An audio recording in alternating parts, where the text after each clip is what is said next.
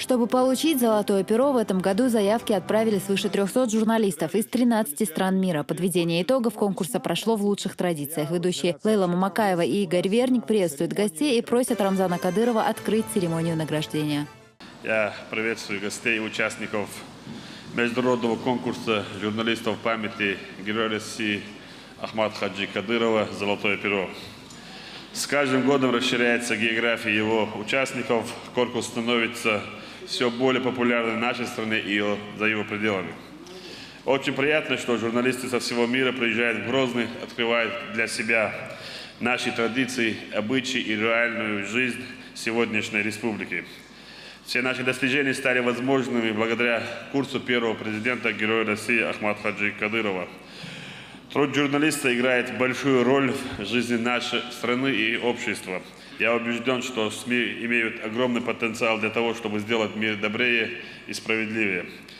Нам нужна смелая, объективная, интересная журналистика. Я желаю вам больших успехов на этом пути. Поздравляю призеров и победителей конкурса. Попросив главу республики остаться на сцене, министр по внешним связям, национальной политики, печати и информации вручил ему первое на этой церемонии «Золотое перо» за создание условий для работы журналистов. А затем уже Рамзан Кадыров прикрепляет к пиджаку Верника значок народного артиста Чеченской республики. Выступление ансамбля «Войнах» существенно оживило настроение сидящих в зале, и вот первая номинация. В печатных и интернет-СМИ автором лучшего публицистического материала стал министр печати и информации Дагестана Азнаур Аджиев, а награду за лучший репортаж получил Султан Агаев. Статуэтки им передал Дукуах Абдурахманов. Среди радиожурналистов жюри отдало предпочтение сотруднице ЧГТРК Грозный Лиане Айдамировой, которую поздравил депутат Госдумы Адам Делимханов. Стойки нет, я буду в качестве стойки, хорошо? Я хотела поблагодарить всех и членов жюри. Первый раз я подала свой материал, первое место, я думаю, неплохо. Начало неплохое. Да очень даже неплохо. Конечно, так держать. Дальнейшая церемония награждения была сосредоточена на творчестве телевизионщиков. Первый вице-премьер вручил статуэтки авторам лучших информационных сюжетов. Победа у корреспондента НТВ Фатимы Дадаевой. Искрометный юмор Верника многих заставал врасплох, но это был не тот случай. Женщины первые, да? Я помогу вам. Что? Такие властные женщины. Вот это подержите, потом вернете. Вообще. Но... Признаться, я в этой Простите, роли... а постоять здесь или где-то, может быть, поудобнее? Как вам удобно? Вам удобно держать статуэтку? Да. А букет? Вы меня отвлекаете, Игорь. Признаться, я на этой сцене впервые в подобной роли. Не думала, что это так волнительно. Это для меня неожиданно.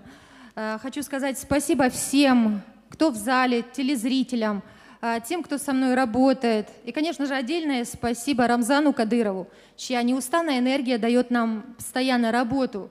А серебро досталось Артуру Мустаеву, журналисту другого федерального канала «Россия». В частности, большое спасибо телеканалу «Грозный», с которого все когда-то и начиналось. Спасибо всем. Бронзу получила Валентина Короляк, представляющая молдовское телевидение из Гагаузии. Председатель Союза писателей поздравлял авторов лучших документальных фильмов. Первое место завоевала «Чеченская сказка» Андрея Панкратова, материал, который показал современную республику зрителям канала «Моя планета». Мы стараемся делать нашу работу качественно. И, не скажу, что на века, на десятилетия, на пятилетия, хорошо. Вот. Но боюсь, что в случае с Чеченской республикой так не получится. Потому что республика развивается настолько стремительно, что вся остальная Россия за ней просто не успевает. Я думаю, что сюда надо приезжать. Второе место у Максима Иксанова с «Моей планеты». Позывной «Джихад» работа режиссера ЧГТРК «Грозный» Зенди Амалаева стала третьей в этой номинации. А кадры этого прямого эфира Бориса Корчевникова «Сердце Кадырова» жюри оценило как лучшее ток-шоу. В ней почти год назад российский зритель увидел Рамзана Кадырова не только как политика. Здесь были и съемки главы республики, домашние обстановки и комментарии людей, знакомых с ним лично. Гость программы, он же директор ГТРК «Войнах», как раз и вручал победителям статуэтки. Я хорошо помню 2000 год, когда первая машина, первая камера у телерадиокомпании «Войнах», тогда единственная в республике, появилась благодаря Ахмату Хаджи Кадырову. И дальше поддержку все время оказывал Рамзан Ахматович и оказывает. Корчевников же вспомнил, что 9 лет назад он вел репортаж с первой церемонии награждения конкурса. Сегодня республика совершенно другая, отметил журналист. Я, делая эту программу «Сердце Кадырова», я пытался понять, почему это чудо произошло с Чечней, с чеченским народом. И кажется, пытаясь написать портрет Рамзана Ахматовича, я нашел ответ на этот вопрос. Это мой ответ, может быть, не все с ним согласятся. Из-за веры, из-за глубокой веры чеченского народа и Рамзана Кадырова, верой во Всевышнего, верой в свой собственный народ, верой, которой сам Рамзан Ахматович, а до него его великий отец, заряжал и заряжает до сих пор весь свой народ. И это, правда, пример для нашей огромной и великой страны. Спасибо вам огромное. Главный редактор телерадиокомпании «Путь» Оксана Черксиева, вторая в этой номинации, а следом за ней сотрудница ГТРК «Войнах» Лиза Музуева. Специальный приз за имиджевые ролики о Чечне вручили Светлане Трубниковой, представительнице компании T&K Production. Затем объявили автора лучшего материала на тему духовно-нравственного воспитания. Победа советника главы Чеченской Республики и директора компании «Путь» Адама Шахидова в этой номинации была символичной. Это, наверное, тот редкий случай, когда министр промышленности вручает богослову награду за участие в журналистском конкурсе. Работа была посвящена легендарному человеку, шейху ислама наших времен, шахиду-мученику Ахмаду Хаджи Кадырова. Да смилуется над ним Аллах. Я свой фильм назвал «Путь Алима», потому что этот великий алим, великий ученый ислама, своей верой во Всевышнего и путем науки ислама смог спасти свой народ от полной гибели.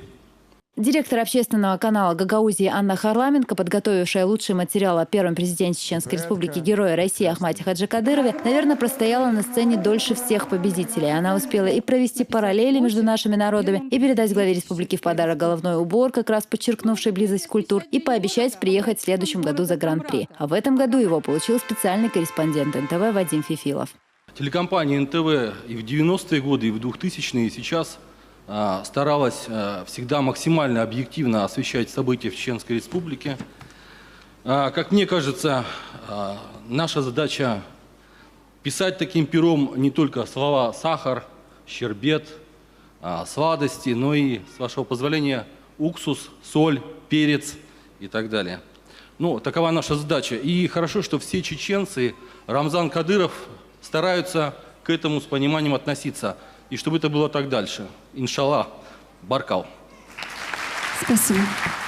За 9-летнюю историю конкурс «Золотое перо» памяти первого президента, героя России Ахмата Хаджи Кадырова не только занял свое место в стране, но и постепенно становится популярным за рубежом. Впереди юбилейная 10-я церемония. Какой она запомнится зрителю, организаторы пока держат в секрете. Аза Исаева, Адам Чекуев при поддержке пресс-службы главы и правительства Чеченской Республики. Новости.